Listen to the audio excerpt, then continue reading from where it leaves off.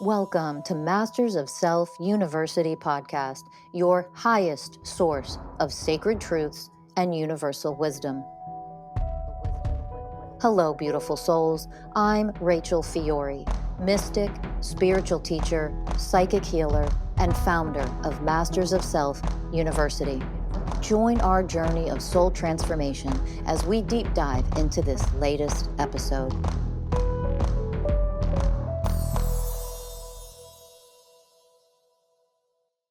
Hello, everyone, and welcome to another episode of the Masters of Self University podcast. I'm your host, Ellie Lee. And I'm your host, Morley. And today we are going to be talking about how sometimes when you're going into a wound, another one gets activated. And Ellie and I were talking about this morning. It's almost like a domino effect. So, like when you're knocking over the dominoes, one leads to another, leads to another. And that can happen with our programs and our wounds, especially when we're going in to heal them. And so this was something that's been coming up for me today. And last night and this morning, I was going into this wound around powerlessness. And the powerlessness came from my mum's side. So obviously, we get a lot of our wounding coming through normally from our mum or our dad. Obviously, if we have other caregivers, they're going to tie in. And this particular program, it's coming through, I can feel like the powerlessness from my mum. This is something that I learned, I absorbed from her. I've not got to the root of it. I've not healed it completely. But the way it showed up last night was eating clean all day. And then we have these amazing cookies, these vegan cookies that Rachel actually got for Ellie and I. And I was like, oh, I'd love a cookie right now. It's like 9 p.m. And I went for it. And I had 1.5 and it was so delicious. Absolutely incredible vegan cookie from a local place here in San Diego. And I knew that it was going to have an effect on me, and I still did it anyway. And this is the program that I've been going into a lot recently, is this stubborn little kid that just wants what he wants. And so I allowed him to do that last night. And then all this morning, as I was feeling the consequences, that's what I was guiding him through. It was like, okay, feel the consequences of what it is that you chose. And not from a place of being hard on him, because that's what I tend to do. And so this is the domino effect, is I show up in this one program of powerlessness. And then instead of just dropping in and healing that and seeing everything that's there, another program gets activated. And that's something that I learned from my dad. And that's nothing's ever good enough. And this side is more shame. So I have this powerlessness wound and this shame wound, and they're like interwoven. And when one gets activated, it seems like the other one does as well, probably because they're both vibrationally on the same kind of frequency. And what I tend to do is when I go into the powerlessness and I do things maybe that as the adult me doesn't want me to do, not only do I do it and then have to reap the consequences, I then go into this other aspect of me which just wants to push my head into, I always see it as like pushing my head into the sand, and just be like, you're not good enough, you're not trying hard enough. And I've been realizing recently that this is all to do with my dad, and this is to do with just not feeling like I was ever good enough for my dad. And I took the way that he showed up in my childhood very personally.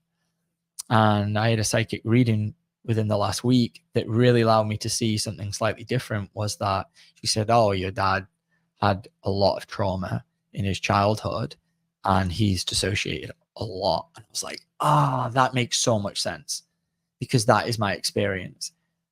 But me as the inner child, or me in my younger self, took that as, I'm not good enough for him to give me any presents. I'm not good enough for him to see me in any kind of way. And now I'm realizing that, it had nothing to do with me. And my inner child can really feel that now. He's awakening to the fact that, it wasn't to do with him. It was that dad was going through his own stuff. But I had internalized so much that it's about me. Like, I'm the problem. Like, he doesn't care about me, when actually it's, it's his own stuff which is blocking him from showing up that way. And so there's this domino effect which goes on, where one wound leads to another. I get activated. I do something slightly wrong, and because there's powerlessness there, and it all lives within my gut, so of course it comes out through food. And it used to come out through alcohol. And this was the interesting thing. These wounds and these programs, the wounds were always there. The way the programs would show up would come out in alcohol. Now, as I've healed and elevated, I now know I have no desire to drink alcohol anymore. Ellie, like, I haven't drank in nearly coming up to like 2 years now, a year and a half, 2 years. But the same energy is now coming out in the form of food. But then when I slip up and make a little mistake, it's the shame that then gets activated, and the lack of compassion, the lack of teaching, the lack of space that I offer that aspect of me. And I just show up like, you need to do better. Like, it's not good enough. It's like, there's no room for any grace. I don't have grace for myself. And that was another thing that came through with this cool psychic reading, was she was like, it's like the perfectionism program. You don't celebrate any of your wins. It's like, even if you do something amazing, you're constantly focusing on how you can do it better in the future. And this is something I'm really working on, is not being so hard on that aspect of me of, yeah, obviously I want to improve. I want to grow. I want to do things right and better. But if I don't, how do I show up to myself? And because of the amount of powerlessness that's in there, I just lock it in, because then I bring myself into this shame. So all morning I've just been working with the shame that wants to get activated. And now I'm at a place where I actually can feel I don't have to choose to shame myself. For a while, it was allowing myself to go into the shame and finding my power in it. Now I'm at a place where I can choose to not run those programs. I can choose to not run the program of, I'm not good enough. I need to feel shame. I'm not perfect. I need to get it together. That's something that I constantly tell myself. I need to be better. I need to do more. I can choose to not run those programs. I can detach from them, and I can choose to show up in a more compassionate and loving way to myself. I'm sure this is something that so many people can relate to, of being hard on oneself. And when you don't, do the real work to see why you're so hard on yourself, you can quickly chalk it up to, well, I just want to be the best, or I just want to, strive to be top. And it's like, no, it's a wound, because like, I've witnessed you be so hard on yourself. Like, and then I'm like, God damn, he's so hard on yourself. And then I'm like, so are you, Ellie? And it's like, oh, okay. And hearing you talk about, so it's this little boy that's constantly wanting dad to see him, and like, because I know that, you've obviously talked about your father a lot, but like, he wasn't a dad in any sense of the word. He provided, like, literally, like, you had a home and you had like food on the table. But aside from that, it's not like this man was like playing ball with you, or like hanging out with you, or doing dad son kind of things. And so he was really not present in those ways. So you took it personally. So you learned, I'm so hard on myself because there's so many things about me that he doesn't love or he doesn't like. And that's the reason why he doesn't show up like dad to me. I just always felt like there was something wrong with me. Like, that's why our relationship isn't what maybe I see in other ones. And I just took it so personally. I really thought that it was all to do with me. And now that I'm really like, this is the beauty of this work, okay, is you awaken to the programs and the energies, and the energies do not lie. Rachel always says this, the energies do not lie. So as you awaken to the energies that are within you, you are aware of them in other people. And so as I'm moving through this process now, I've been doing this work for nearly 3 years, I'm really understanding the more of the nuances and the subtleties of energies within myself. And I can really feel that he didn't hate me at all. I can feel that he loves me now. I can feel that. It's just when I was a kid, what I felt from him, I was interpreting wrong.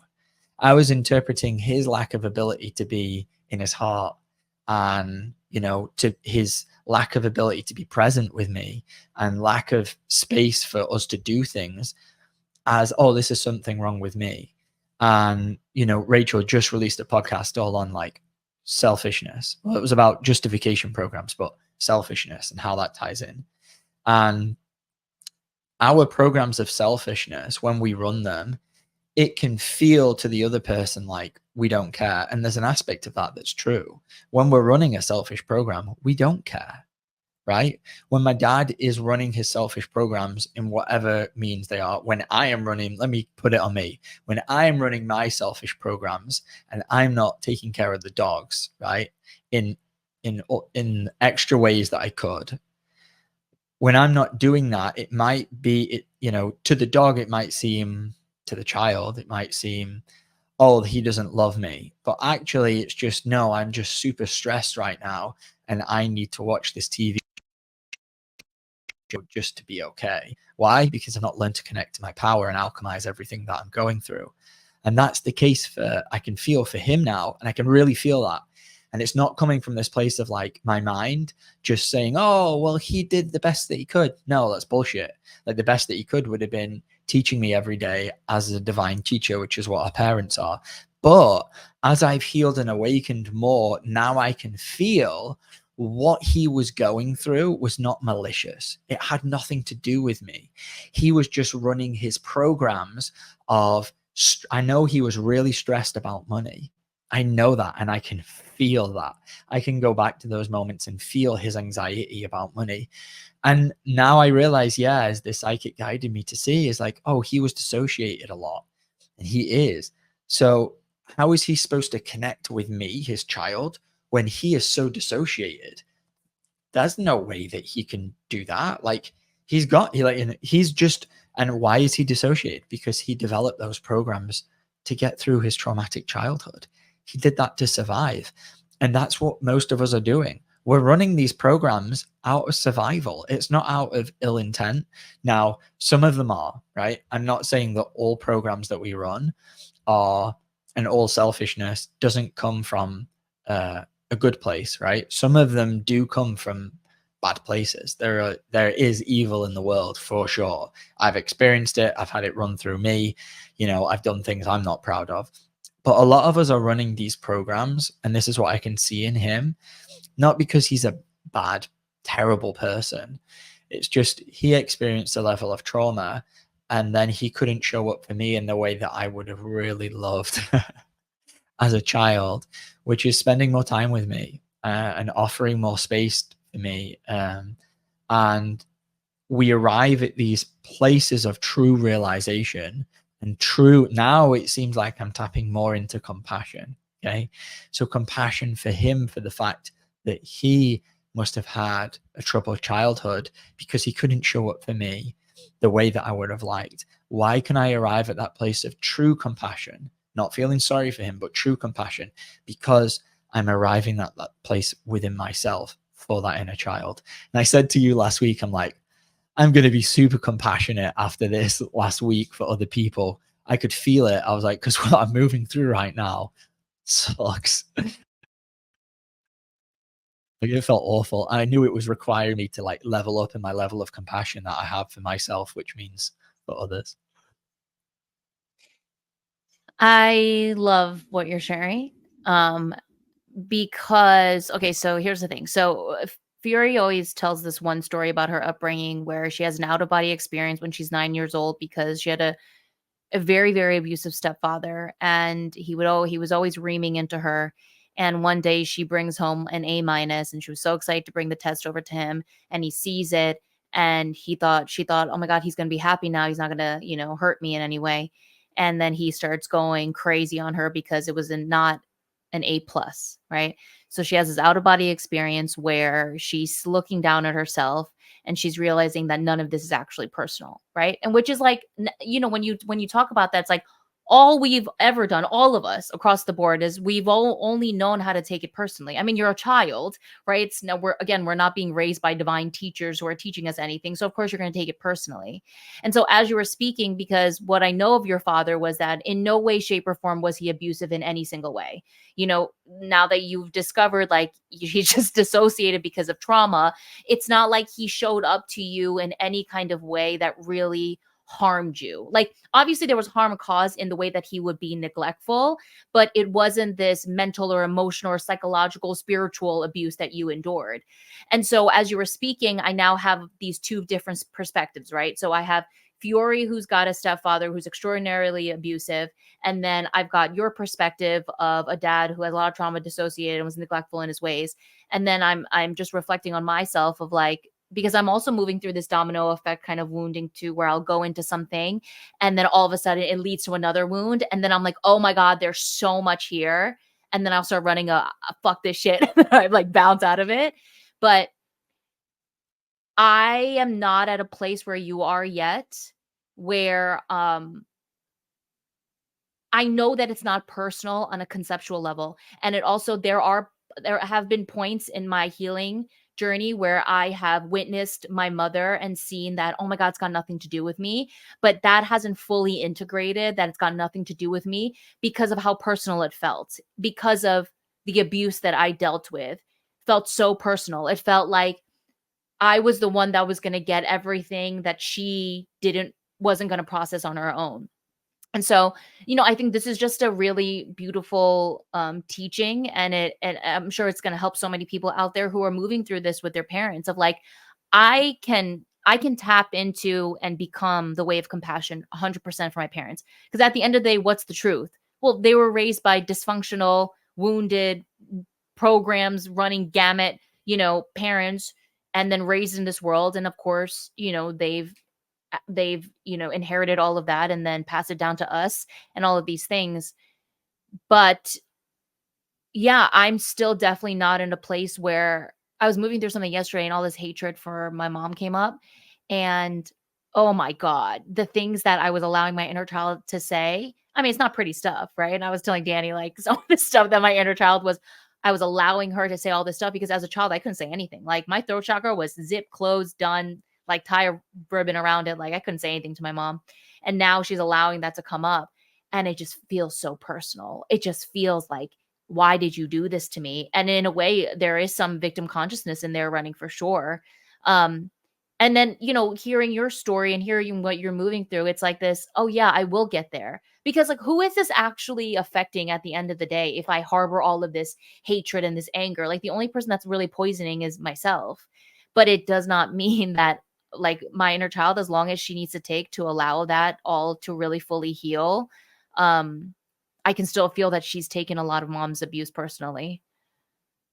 Yeah, and there's a massive trap there that we, you know, the therapy and maybe the spiritual bypass community can fall into, which is, just, and this is what I was trying to allude to, just have compassion for your parents, right? Yeah. And I'm not going to tell you to do that at all. The work that we do is called Masters of Self.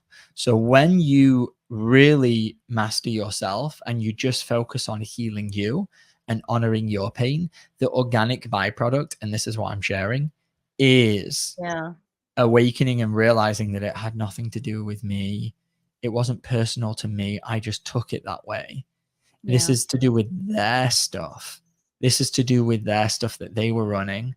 And I just took it that way. Why? Because I'm a kid. Yeah. And we live in this, you know, we have this ego, this veil of illusion. And during that time, like, it feels very personal. And that's normal. So it's okay. And the only way that we get that is by allowing ourselves to move through those layers of like honoring and surrendering into all the emotions that are there and all the pain that's there. We have to master ourselves. And when we focus on just trying to be compassionate for other people, and we're neglecting the compassion that we actually need to give ourselves, what we're offering them is not actually compassion. And that's where like the spiritual bypassing and a lot of the talk therapy where, oh, you just need to, you know, have compassion for your parents comes in. And through that place of arriving at compassion, like we have to honor all of our own pain. And that, like for you, Ellie, that means allowing all that hate and anger. And this is something that I've been doing for the past couple of years. There might be more layers of it. Like, I'm not saying I'm totally there. There's normally many layers to our healing. But while we are trapped at that younger child age, more in our ego, we do take things very personally, and that is normal. So if that is you, if you're listening to this and you're still moving through many layers of your healing, that is okay. That is part of the healing journey, is allowing yourself to see, oh, I am taking this very personally, but let me choose right now to do the work so I can set myself free. And as I set myself free, I have the realizations, and I awaken to the fact that, oh, this thing that I really thought was about me actually had nothing to do with me. It wasn't personal to me. And I just took it that way because I was a kid. Yeah. You know, you've got me thinking about the hard on myself.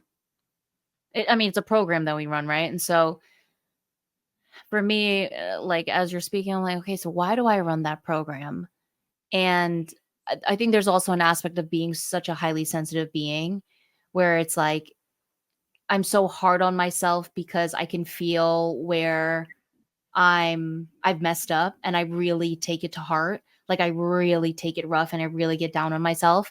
And it's also this part of me that wants to, yeah, prove to mom and dad that I'm worth something, and just like wanting to show them like, look, like I'm not like a piece of shit, or like I'm not, because growing up I always felt like for my parents, like it was never about Ellie's great at this or Ellie's good at this or Ellie's, and it was always what Ellie's not, right? So I never got these praises growing up of like, you're so good at this or you're so that. It was never like that. And then even when I went to high school, my dad kind of saw that I was an academic, so he kind of gave up on me. And so like his whole thing was just like, just go to a college, you know, like, and I could just feel the energy of like, you really didn't amount to anything great, even though I'm sure like I know he loves me so much as his daughter, but like I could just feel also I have all of this stuff where it's like in my career I used to be so hard on myself because I'm like, I have to prove that I'm something.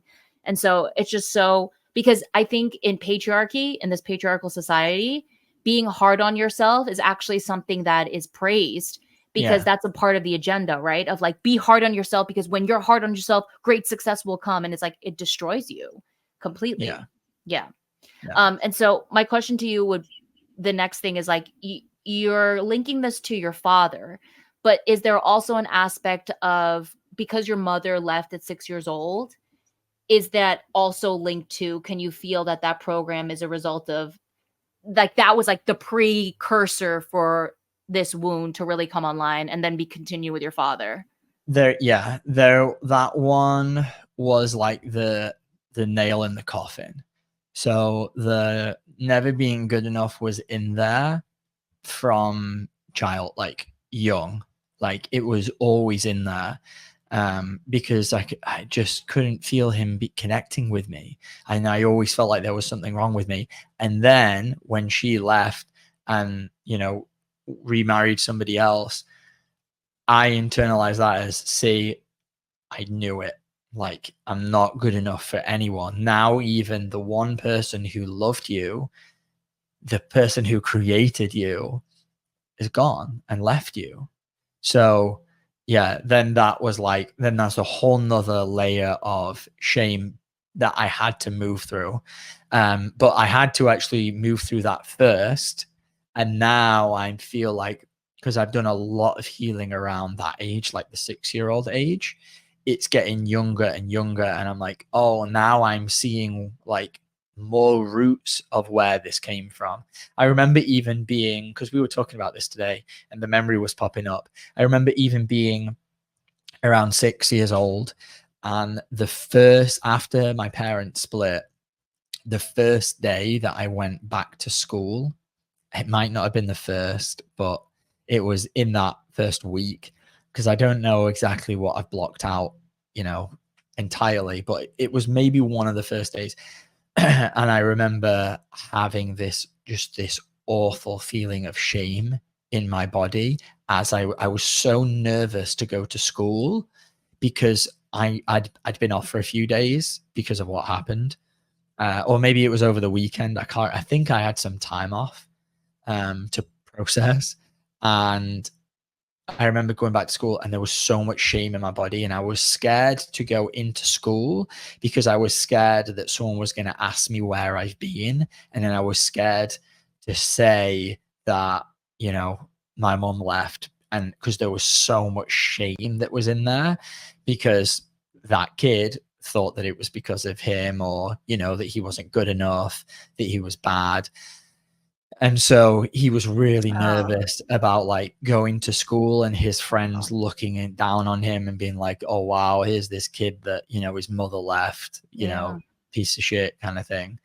And actually, as I'm speaking about this, there's another wound that's attached to this, which happened when I got scolded by my mom, I think when I was 4 years old.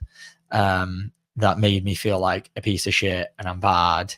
But that's a slightly different energy to the energy of there's nothing that I can do to be good enough. So that's a slightly different aspect of shame. So like the wounding that I have around my mom was this like scolding, I'm bad, I'm a piece of shit, like kind of thing. But with my dad, they're both so interrelated. With my dad, it was more, there's nothing that I can do to get him to see me. I'm trying so hard to connect with him. And that's why it's related to the powerlessness. So multiple different shades of shame and powerlessness that's kind of weaving in. And all things which has taken a lot of peeling back and a lot of layers to go into. Yeah, I mean, you got me teary-eyed thinking about you going to school and like having so much shame because you don't want people to look at you, and that's so heartbreaking. And Yeah. you and I were talking today in the car of like how much harm humans cause to each other.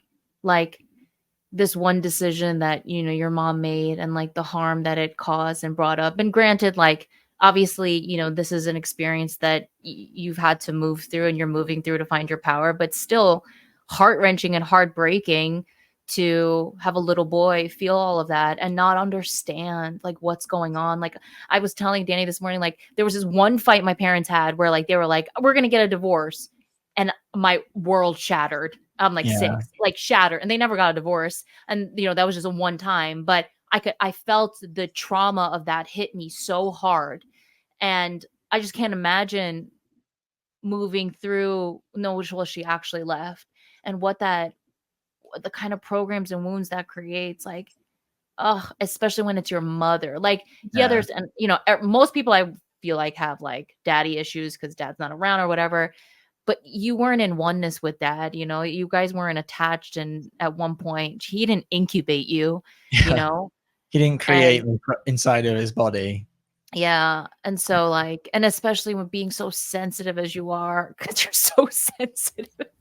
Yeah, it definitely, the mom, like abandonment wound from mom, it cuts different. Yeah. A deeper Yeah. sense of yeah, like she was the one that created me, and now she's gone, like, and now she's she's gone and she doesn't care about me, so I must be completely just worthless. Yeah. And that's not to downplay anybody who has an abandonment wound from dad at all. Just say it's just different, a different Yeah. flavor. And that's what I came here to experience was that. And I was reflecting on this today because I feel like the one thing that it created was a lot of disconnection, like the wound of disconnection, because I was connected to mom, and then she's gone, boom, big crack in the psyche. But let's jump into your side of the coin and let's talk about the domino effect that you've been going into recently, Al. Oh. Yeah. So I have been, oh God. I mean, guys, everyone bless my partner's heart for just being with me and witnessing me on this path, because, it ain't pretty. I've been running a lot of programs getting triggered into just wanting to disappear. I'll go into like these like avalanches of just I'm failing at everything. I suck at everything. I don't want to be on this path. I just want to disappear. And it's not like I want to go do anything else. I just want to disappear. Like I'll start running all these, like I run a serious escapism program where like I'll start fantasizing about like where in the world I'm going to move and nobody's ever going to hear from me again. And I'm just going to let my soul just live out this life. And then I guess I'll have to come back. But like for this one, like I'm out. And as I was moving through all of this, okay, so I have not talked about this on the podcast at all, but I have a lot of trauma around religion. And when I'm ready to talk about that aspect of my life, I will, but I'll keep it at this. I basically for a long time was raised in an environment where I was constantly forced and in I was forced to read the Bible and pray constantly. And it was the energy behind why I had to do all of these things was if I didn't, I wasn't going to get saved. Right. And so this is a lot of like people who have religious trauma, but I wasn't going to be saved if I didn't pray and read the Bible and like basically dedicate my life to being saved by Jesus Christ. Okay. And so there was just this constant control over me. It was this constant shaming. It was this constant guilting. It was constant threats. It was constant like, do it. Did you do it? Did you do it? It was because if you don't do it, well, I guess then you're going to, it was all of this stuff. And I had no voice back then. Like I could never say no. Like one thing that I can really reflect on myself, like, holy shit, I was so disconnected from my power. Like it was so funny. The other day, me and Danny went to this random donut store because we were getting donuts. And I walked in and the guy was like, do you need help? And like, I said a few things and he's like, where are you from? And I was like, New York. He's like, yeah, you've got that thing about you. And I was like, what is it? And he was just like, he could just sense like the way that I walk into a room is like very like I'm in power. But as a child, I wasn't like that. Like I wasn't this very like anchored, like powerful, like could use my voice kind of little girl. In fact, I was the complete opposite. I was very silent. I was very agreeable. I just said yes to everything because I didn't know that I couldn't say no. And so during all of this religious trauma, it was I could never say no. I could never speak up for myself. So I had all of this resistance started forming and all of this like anger and hatred and resentment of like, and I started to come from this place of I have to read the Bible to be saved. Not I want to read the Bible so organically I'll be saved. Or like I want to pray to Jesus because I love Jesus. It's if you don't fucking pray to Jesus and you don't love Jesus, you're going to hell. Like it was all of that. And so I've brought all of that unprocessed energy into my healing journey. So I'm constantly feeling this 7-year-old, this 19-year-old that's like, I don't want to do this. I don't fucking want to do this. Like, I don't want to go into myself. I don't want to heal. I don't want to do this. And so I started going into it yesterday and I was like, oh my God, this is all here of all of the unprocessed years of being forced and in control. And sometimes on my healing journey, I'm like, I start controlling myself and forcing myself to like do the work because if you don't do the work, hear this program, you'll be left behind. And that's literally the program that I ran my entire life because if I don't do these things, I'll be left behind. And so like I have this petrifying fear that if I don't do this work, I won't become a higher being. I won't become highly elevated. Everyone around me that I love, I mean, living in this house with my partner, he's going to become a very conscious high being. And I'm just going to be in this low third dimensional, like, running all these programs. And so there's all this fear, but that fear comes from all of the years of being programmed and brainwashed to believe that if I don't do these things, I'll rot in hell. Oh, I'll rot in eternity, right?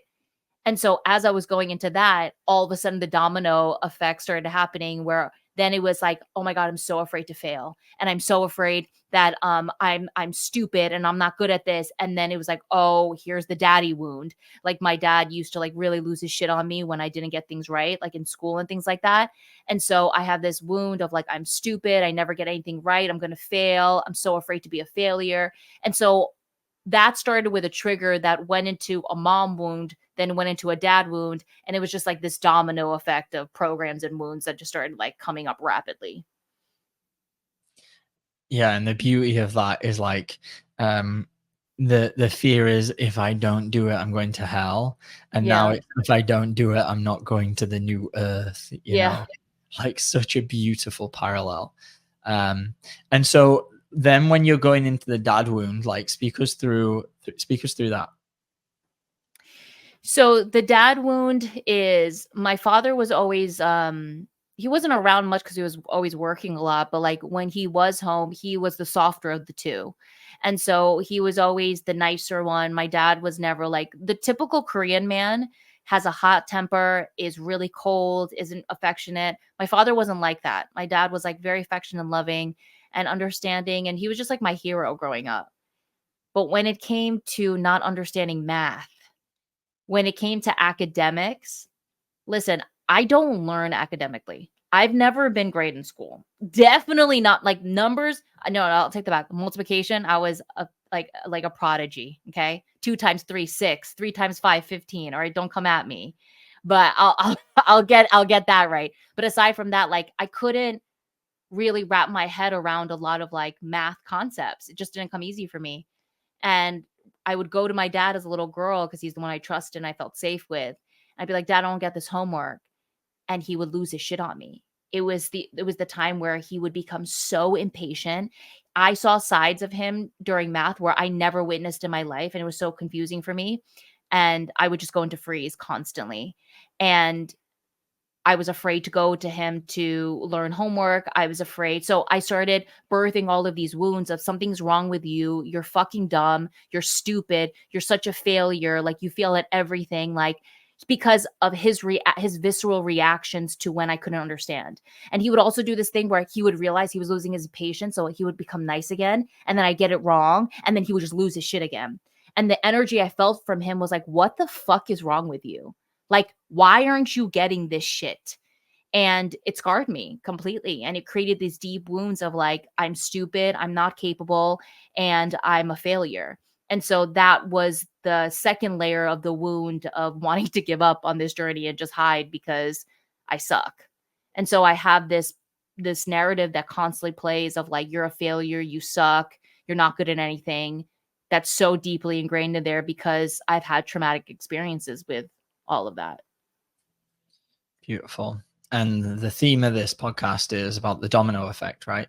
So what I was sharing earlier with the powerlessness that's get activated, what was trapping me from actually healing the powerlessness that's there is the fact that I would then fall into the shame. And so I have to first choose to find my power in this. I have to choose to not continue to shame myself. Mm-hmm. And in that, then I can, that gives me the space to then go into the powerlessness and heal both of those.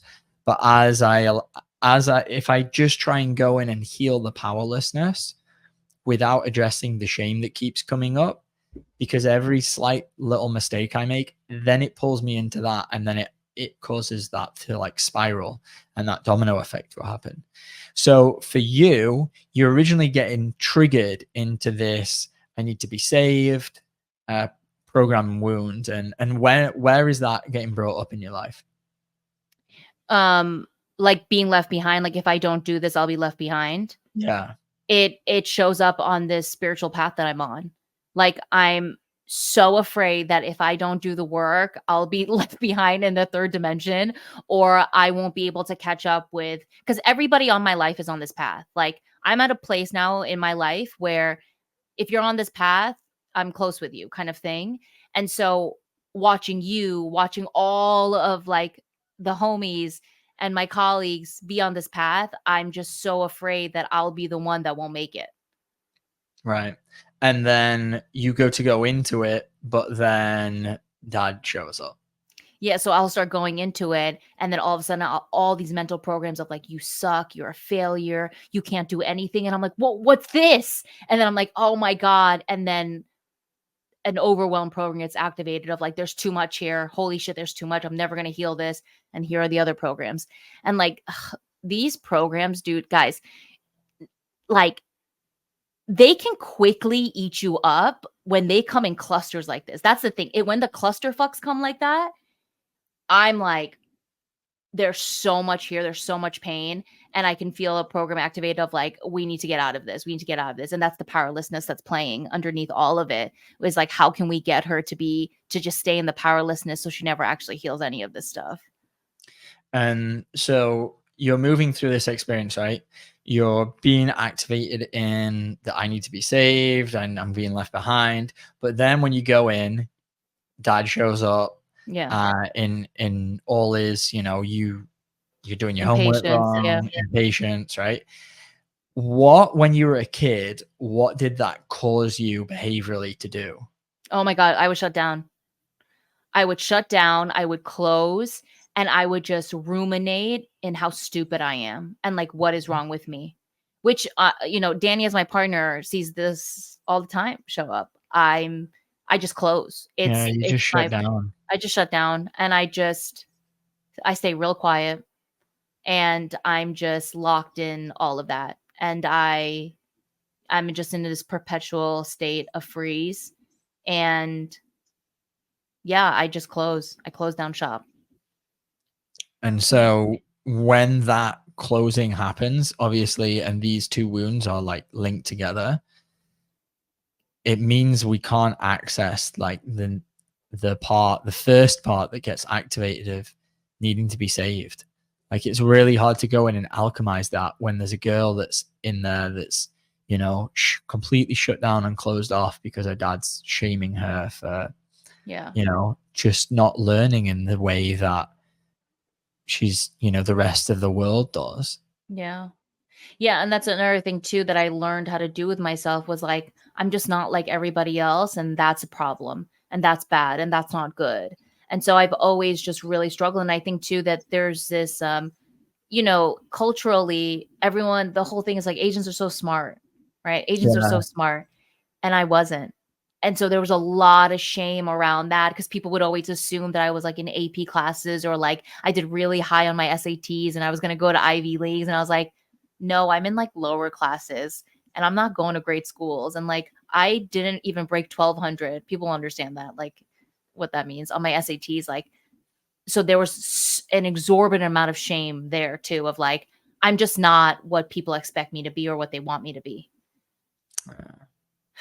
And we actually, one of the podcasts that Ellie and I want to record is a whole thing on the schooling system and the brainwashing and learning and intelligence. But it's just heartbreaking to think that you had to move through that. And I see it in you. You believe it to be so true. Yeah. Right. You're just so convinced that you're stupid. Yeah. And I'm like, that's not true. Yeah, I'll look at him and I'll be like, am I dumb? And he's like, no. I'm like, oh, like it's this little girl who's like actually believes that she is. Yeah. And So, then when that belief is there, we just yeah. trap ourselves at that age. Right. That's how these wounds and programs work, is when we have all of that wounding in there, we then get trapped at that age. And so there is this whole part of you which doesn't know how to flourish. And obviously you were never here to be smart in the way that people are when they go to the current brainwashing indoctrination system of school in Yeah. Western world, maybe all of world, who knows, which just teaches you to memorize stuff. You never came here to be good at that. No. And that's okay, right? Yeah. But our schooling system fails to foster anything outside of that and then labels everything dumb. And why do they do that? Obviously to produce slaves. Because anyone that has true intelligence, and this is the podcast that I would love us to record, can actually read between the lines and see beyond just the brainwashing. And they don't want that because they want to keep us small, dumb, and stupid. Yeah. So the irony is that little girl in there thinks she's dumb, and it's actually the opposite way. Her intelligence is there. It just needs to be unlocked, and it's in a very different way. And the intelligence that people have, in traditional school system, it's just memorization. It's just it's not real intelligence. Oh, I feel for her. Yeah. And, a part of it too is academic intelligence is so highly regarded, right? It's so praised. And if you're not that, literally the program for me is because I'm not that, I'm shit. And then think about how many like neurodivergent and like how many like how people are so emotionally intelligent and yet none of that is nurtured and raised to be like something that is so beautiful. Like the agendas in this world are nuts. I mean, they're brilliant in the way that they have ruined so much. But yeah, I mean, this is the lifetime where all of that falls. Yeah. Yeah. Absolutely. Yeah. Absolutely. And so where are you at now with, this particular wound or both the wounds? I have a choice. So I'll give you an example. Today, Danny and I were hiking with the dogs, and Danny said something. No, I said something and it triggered Danny. And then Danny was sharing with me and then it triggered me. And in that moment, what I usually do is when I get triggered, I just shut down and I ruminate in it and I hold on to it for hours and hours and hours and hours and hours until I'm ready to like stop being in it. And then I was like, okay, I have a choice right now. Okay. And the defensiveness was coming up and all of these programs coming up. And then I was like, I have a choice. I can in real time right now just open my heart and process what this is, because I'm taking what he's saying personally and it's not personal. What it is just activating my own wounds and my own programs right now. And this is the choice that I can make every single time I'm triggered, is to learn how to open and process, because I keep myself in suffering when I'm ruminating it, when I'm attached to it, when I'm in it for so long. Like, what is the point of that? Like, that's just making me sick. On Rachel's recent podcast, like I was at the gym and I was listening to that. She was like, why would you suffer like that? Like, why would you stay attached to that stuff? Just open and alchemize it. I was like, oh. And then, so on this trigger hike, you and I went on, by the time we got to our cars, I kissed you. And then you were like, you said something of like, I'm glad we just moved through that. Or like, I'm glad I can feel that you moved through that. And it's like, those are the moments that are crucial for me to be like, here's what we've always done. Now let's change it. And so it's just going to be this constant, there's a choice here you can make, Ellie. You can ruminate and get lost in the programming, or you can see it for all that it is, open and transcend them and move on with your day. Like, it's as simple as that. And yet it's not simple because of all the conditioning. What a beautiful way to end it. Yeah. Is there anything you would like to say as we end? I think that was a perfect mic drop. Great. Beautiful. To everybody at home, we are starting our next group class in September. So if you want to be joining that group class, please set up a free consultation with us at mastersofselfuniversity.com. You can join a group class, or you can even work with us one-on-one. And join our free Discord community, because all of us are in there and people are sharing and it's awesome. And like, share, subscribe, comment. It really helps us to keep doing this podcast for free. And until next time, we'll see you guys then. Bye. Bye.